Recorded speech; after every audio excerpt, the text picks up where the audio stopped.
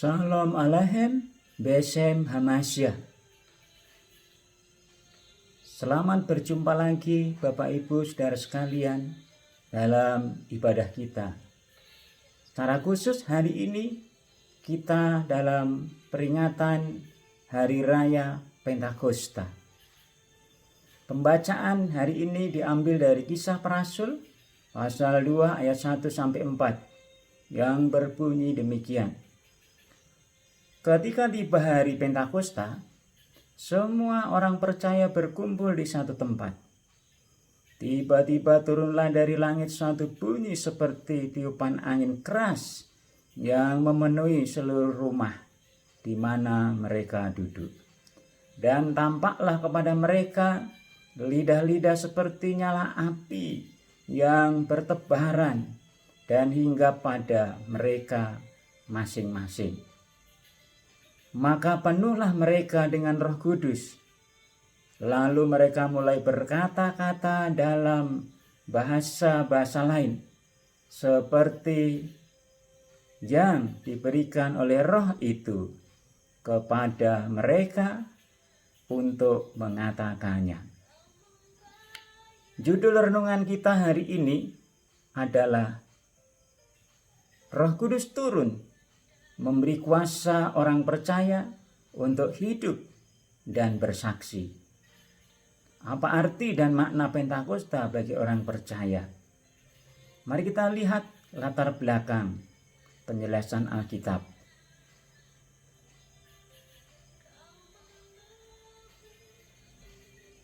Pentakosta adalah hari raya orang Yahudi untuk mengucap syukur kepada Allah atas hasil panen gandum buah yang pertama, buah sulung atau buah bungaran. Karena itu disebut juga hari raya buah bungaran. Hari ke-50 dihitung dari sejak hari raya Paskah. Dan juga disebut hari raya 7 minggu. Peristiwanya yang terjadi di dalam Kisah Para Rasul pasal 2 ayat 1 sampai 4, yaitu ketika orang-orang Yahudi yang mau merayakan hari Pentakosta, mereka sedang berkumpul di satu tempat di Yerusalem, termasuk para rasul dan 120 orang yang percaya.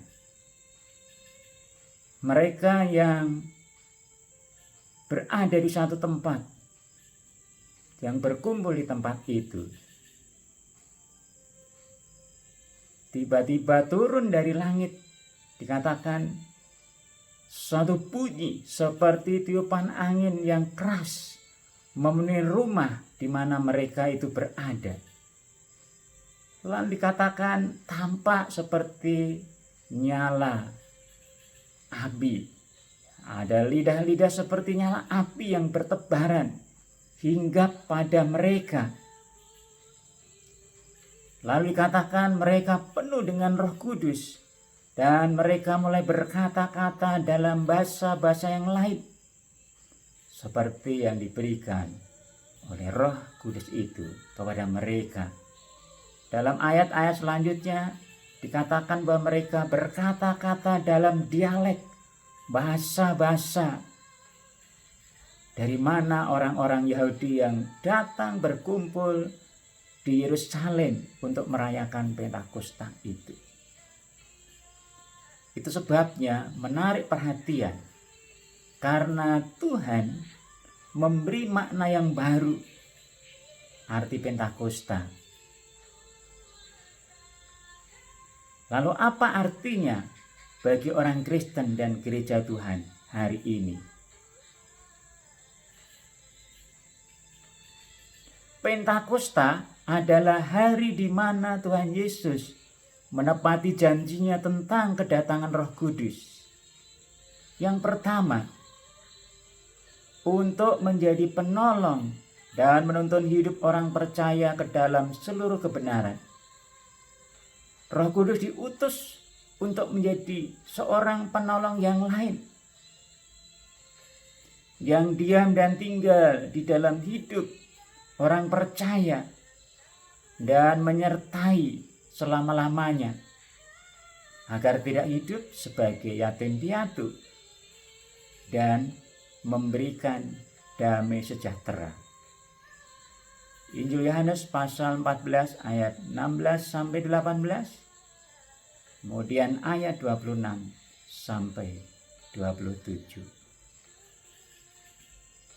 Tuhan Yesus telah berjanji bahwa akan mengutus seorang penolong yang lain, yang disebut juga Parakletos, seorang penghibur, seorang penasihat, seorang penolong. Roh Kudus itulah yang telah tinggal dan diam dalam hati orang percaya. Dia yang akan menuntun orang percaya untuk hidup di dalam seluruh kebenaran firman Allah. Roh Kuduslah yang akan menuntun, memimpin, dan mengarahkan orang percaya untuk mulai belajar firman Tuhan, mengenal firman Tuhan sedikit demi sedikit, lalu terus ketika bersemangat untuk belajar firman Tuhan, ditambah-tambahkan pengertian yang baru. Terus Roh Kudus menuntun, memimpin, menolong, dan akhirnya orang percaya itu dapat mengenal Allah melalui pemahaman secara menyeluruh bagian daripada Alkitab itu.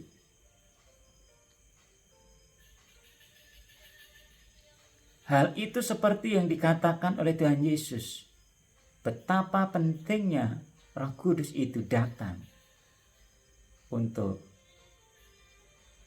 menjadi penolong yang menuntun hidup orang percaya ke dalam seluruh kebenaran.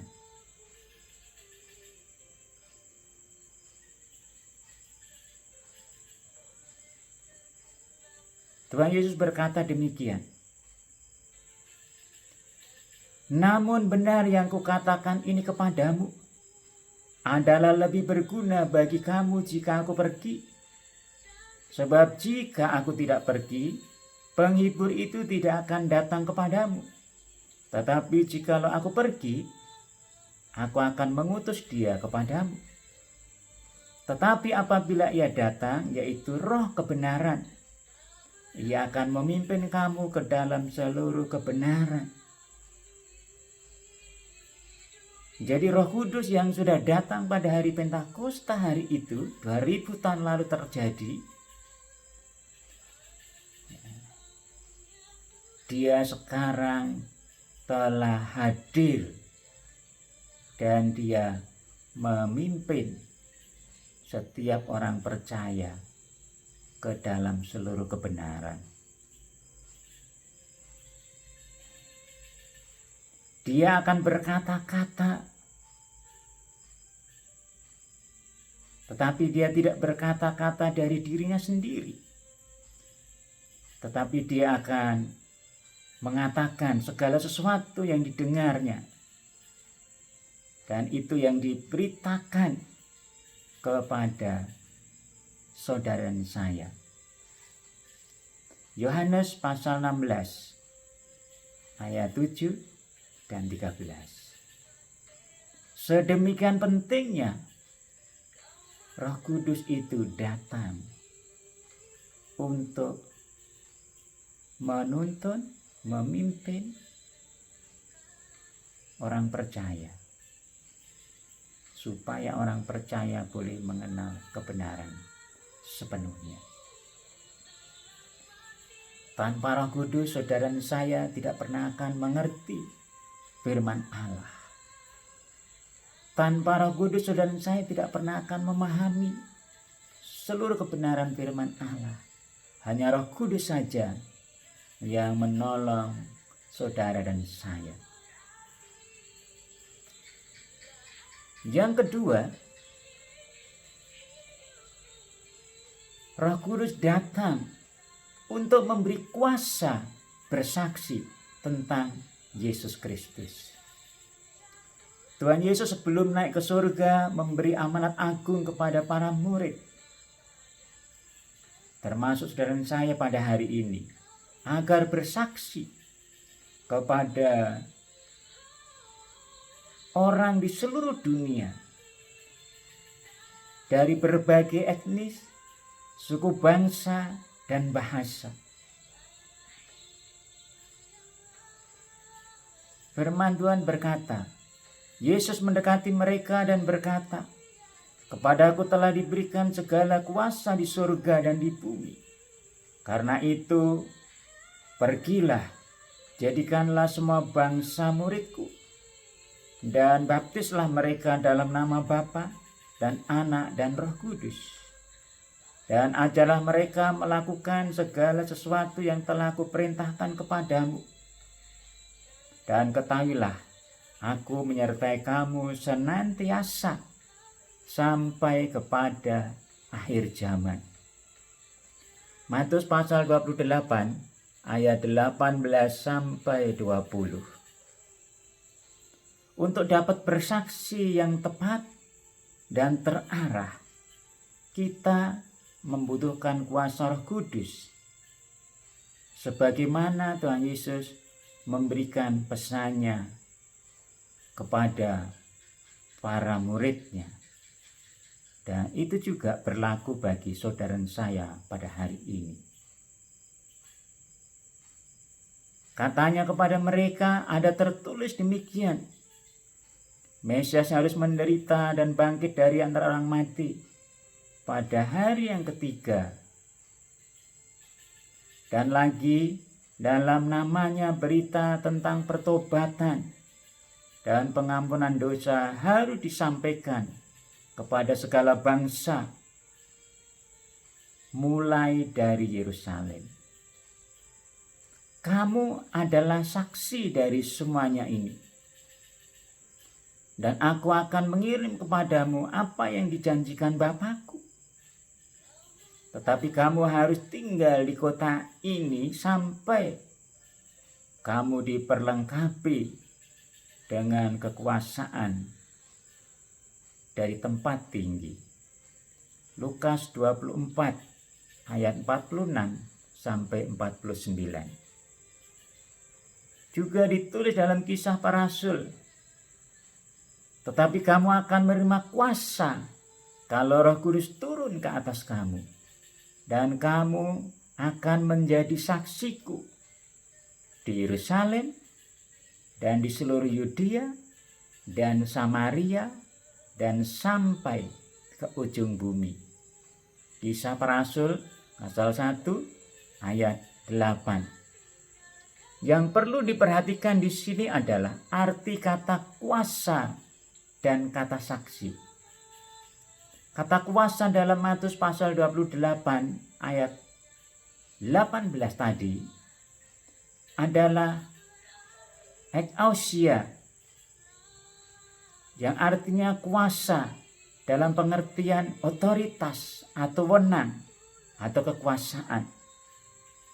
Maka atas dasar itulah Tuhan Yesus memberikan kuasa yang bersifat pendelegasian wewenang untuk para muridnya, untuk saudara saya yaitu orang percaya, menjadikan segala murid Yesus. Jadi arti kata kuasa yang digunakan di sana adalah otoritas, wewenang, atau kekuasaan. Sementara di dalam Kisah Para Rasul pasal 1 ayat 8, kata kuasa yang digunakan adalah dunamis, yang artinya kekuatan, kemampuan, dan kesanggupan. Dari kata itu muncul juga kata dinamit, dinamo, dinamis, dan dinamika. Artinya Roh Kudus akan memberikan kuasa, yaitu kekuatan, kemampuan, kesanggupan yang dinamis untuk menjadi saksi Kristus. sehingga gereja menjadi sebuah gereja yang memiliki dinamika di dalam kesaksian.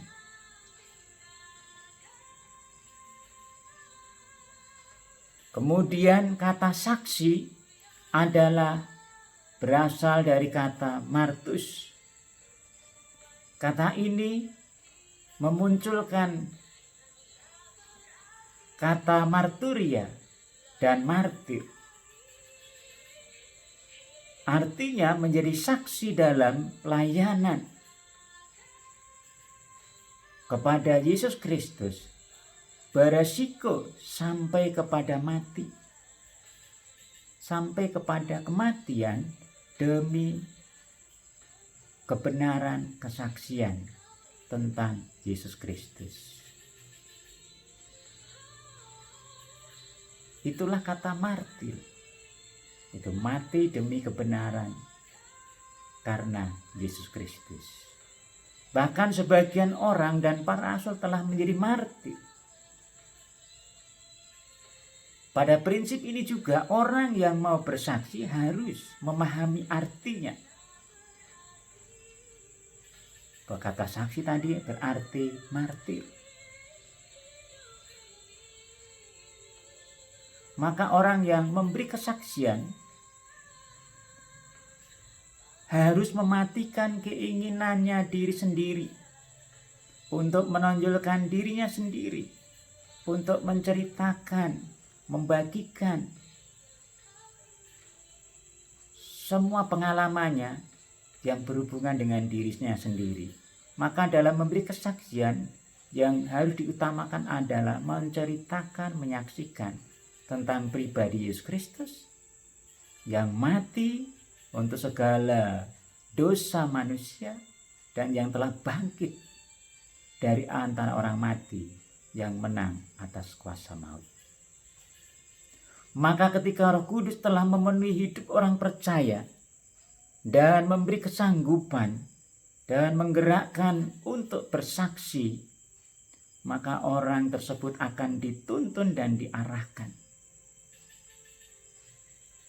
kepada karya Kristus yang utama, yaitu meliputi kematiannya, kebangkitannya, yang menjadi sumber pengampunan dan pengharapan, yang menjadi dasar ketika seseorang mendengar firman itu lalu bertobat, orang tersebut menerima pengampunan karena Yesus Kristus telah mati untuk dia. Dan orang tersebut punya pengharapan karena Yesus telah bangkit dan hidup, menang atas maut. Sebagaimana dikatakan Tuhan Yesus dalam Lukas pasal 24 ayat 47. Dan lagi dalam namanya berita tentang pertobatan dan pengampunan dosa harus disampaikan kepada segala bangsa, mulai dari Yerusalem. Berita inilah yang disampaikan oleh Rasul Petrus pada hari Pentakosta. Jadi seluruh kaum Israel harus tahu dengan pasti bahwa Allah telah membuat Yesus yang kamu salibkan itu menjadi Tuhan dan Kristus. Kisah Para Rasul pasal 2 ayat 36. Roh Kudus yang menyentuh hati dan menginsafkan orang-orang Yahudi yang mendengar firman Allah itu. Ketika mereka mendengar hal itu, hati mereka sangat terharu.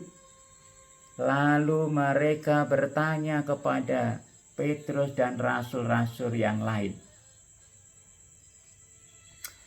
"Apakah yang harus kami perbuat, saudara-saudara?" Jawab Petrus kepada mereka, "Bertobatlah dan hendaklah kamu masing-masing memberi dirimu dibaptis dalam nama Yesus Kristus untuk pengampunan dosamu. Maka kamu akan menerima karunia Roh Kudus. Sebab bagi kamulah janji itu dan bagi anak-anakmu dan bagi orang yang masih jauh, yaitu sebanyak yang akan dipanggil oleh Tuhan Allah kita. Kisah Para Rasul pasal 2 ayat 37 sampai 39. Bapak, Ibu, Saudara yang kasih Tuhan Yesus Kristus, apa yang terjadi ketika orang-orang Yahudi yang mendengar firman Allah tentang Yesus Kristus yang menjadi Tuhan dan Juru Selamat itu, yang telah ditetapkan sebagai Tuhan dan Juru Selamat itu, mereka bertobat, mereka memberi diri dibaptis. Mereka telah menerima Yesus sebagai Tuhan dan Juru Selamat dalam hidupnya.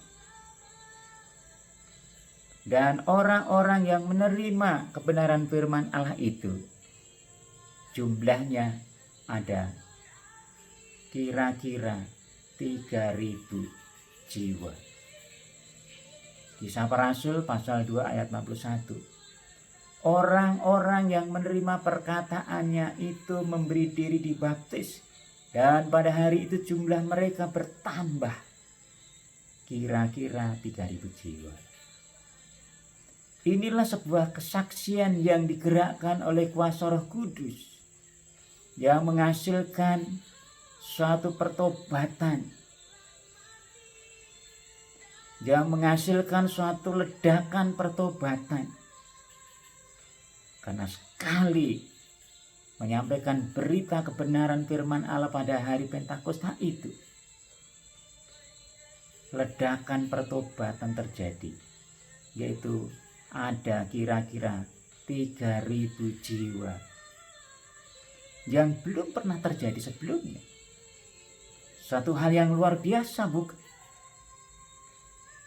Mereka adalah buah-buah sulung dari jiwa-jiwa yang bertobat dan dipersembahkan kepada Allah, yaitu pada hari Pentakosta. Kalau Pentakosta bagi orang Yahudi adalah hari mereka datang mengucap syukur kepada Allah untuk mempersembahkan buah-buah sulung dari hasil panen gandum mereka. Tetapi Pentakosta di dalam Perjanjian Baru, di dalam Kisah Para Rasul pasal 2, Tuhan Yesus yang telah mengutus Roh Kudus untuk datang dan dicurahkan dan memenuhi hati orang percaya, telah membuat satu karya, yaitu menginsafkan orang akan dosa-dosa mereka, dituntun kepada pertobatan menerima Yesus sebagai Tuhan dan Juru Selamat dalam hidupnya, dituntun kepada kebenaran.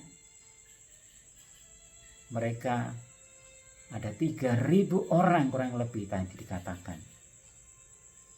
Itulah gambaran tentang sebuah ledakan pertobatan. Adalah yang buah-buah sulung dari jiwa-jiwa yang bertobat dan dipersembahkan kepada Allah. Orang-orang percaya inilah yang menjadi gereja Tuhan di dalam sejarah awal iman Kristen, sehingga gereja Tuhan ada sampai pada hari ini. Pentakosta, pencurahan Roh Kudus atau datangnya Roh Kudus, telah terjadi hari itu. Satu pekerjaan Roh Kudus yang berbeda dengan pekerjaan Roh Kudus dalam Perjanjian Lama. Kalau di dalam Perjanjian Lama Roh Kudus datang kepada orang-orang tertentu, mungkin seorang nabi Tuhan, seorang raja yang dipilih oleh Tuhan, atau seorang hakim, atau seorang pemimpin rohani yang dipilih oleh Tuhan untuk memimpin umatnya. Roh Kudus tidak memenuhi hati semua orang percaya dalam Perjanjian Lama. Dan ketika seorang pemimpin itu berdosa, tidak taat kepada Tuhan, dan punya dosa serius seperti Raja Saul, Alkitab mengatakan roh Tuhan meninggalkan dia. Tetapi berbeda dengan apa yang terjadi sejak hari Pentakosta. Bagaimana Roh Kudus bekerja sampai hari ini. Dia Roh Kudus sudah datang dan dia tinggal dalam hati orang percaya, menyertai selama-lamanya, memimpin, menuntun orang percaya. Jadi ibadah peringatan hari Pentakosta hari ini, kita tidak lagi menunggu datangnya Roh Kudus. Sebab Roh Kudus sudah datang, sudah tinggal dalam diri saudara dan saya, dalam hati kita. Tinggal bagaimana saudara dan saya taat kepada pimpinan Roh Kudus, mengikuti tuntunan daripada Roh Kudus yang menuntun saudara dan saya ke dalam seluruh kebenaran firman Allah, agar saudara dan saya dapat mengenal Tuhan lebih lagi. Tetapi yang kedua, Roh Kudus yang tinggal dalam hati saudara dan saya itu, dia juga yang sesungguhnya menuntut saudara dan saya untuk memberi kesaksian. Dia sudah memberi kuasa, satu kekuatan, kemampuan, kesanggupan untuk bersaksi itu ada. Sudah disediakan. Jikalau saudara dan saya membuka hati untuk mentaatinya, maka Roh Kudus akan menuntun saudara dan saya memberi kesaksian. Dia akan mengarahkan bahwa kesaksian itu harus menekankan tentang karya kematian Yesus Kristus di atas kayu salib untuk menebus dosa manusia, dan kebangkitan Yesus Kristus dari antara orang mati yang menang atas maut, sehingga orang yang mendengar kesaksian itu akan dituntun kepada pertobatan dan memperoleh pengampunan. Jadi jangan terjebak kita pada hari ini untuk bersaksi yang lain-lain, untuk menceritakan yang lain-lain. Itu baik, tetapi tujuan kedatangan Roh Kudus 2000 tahun yang lalu pada hari Pentakosta adalah utamanya untuk menuntun orang percaya hidup dalam seluruh kebenaran firman Allah, dan untuk memberi kuasa bagi orang percaya untuk bersaksi kepada orang lain, sehingga firman Allah boleh berkembang bukan saja dari Yerusalem, bukan saja di seluruh Yudea dan Samaria, melainkan sampai ke ujung bumi, sampai di mana kita berada sekarang ini. Sebab itu, mari Bapak Ibu Saudara yang kasih Tuhan Yesus Kristus, peringatan Pentakosta hari ini, mari kita siapkan diri dengan sungguh-sungguh, rajin belajar firman Tuhan supaya Roh Kudus menuntun kepada seluruh kebenaran firman Allah, dan membuka hati untuk mulai menceritakan Yesus Kristus, kematiannya di kayu salib untuk dosa saudara dan saya, untuk dosa orang-orang yang mau menerimanya. Karena pekerjaan Roh adalah menginsafkan seseorang atas dosa-dosanya, menuntun kepada pertobatan, dan menerima Yesus sebagai Tuhan dan Juru Selamat. Karena itu mari kita siapkan hidup kita, hati kita dengan sungguh-sungguh.